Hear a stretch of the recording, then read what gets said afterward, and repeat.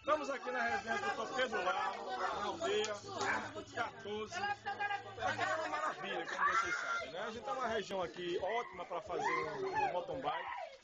Excelente. Nessa pedalada a gente fez a trilha Bar do Brejo, uma trilhazinha partindo aqui da casa de Pedro. 14 quilômetros, um pouquinho de asfalto até águas finas. Depois entramos no bar, pegamos uma ladeira muito radical, onde houve uma queda, né, que é do Thomas, depois ele vai falar um pouco sobre ela. Mas foi avisado, tinha uma ladeira muito gostosa de descer, mas tudo descer com cuidado. Depois para subir também, entramos no Bar do Brejo, um local belíssimo, um riozinho que tem uma bica, tiramos fotos lá que vocês vão poder ver.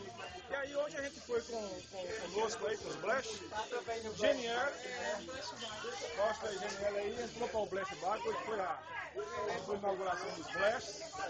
Olha aí, foi a vida. Maravilhoso, agora aquela subida ali, meu amigo. Do pau, né? A subida para trás aí, de qualquer um. E aí foi Geniel, Pedro Lau também. Pedro aí. Foi beleza? A gente já fez uma pedaladazinha, rapaz.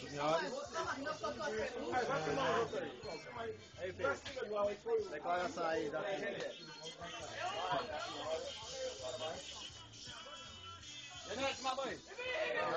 Opa! E aí?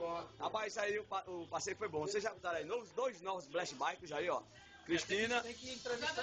Cristina, já deu. Pedro já deu o depoimento do novo Blast Bike. Deu o depoimento aí do passeio, a trilha. Ele não está cansado, é porque ele está com um bu na boca. Vem comigo. Vamos beber agora, que os Blast Bike é pra isso, é pra beber.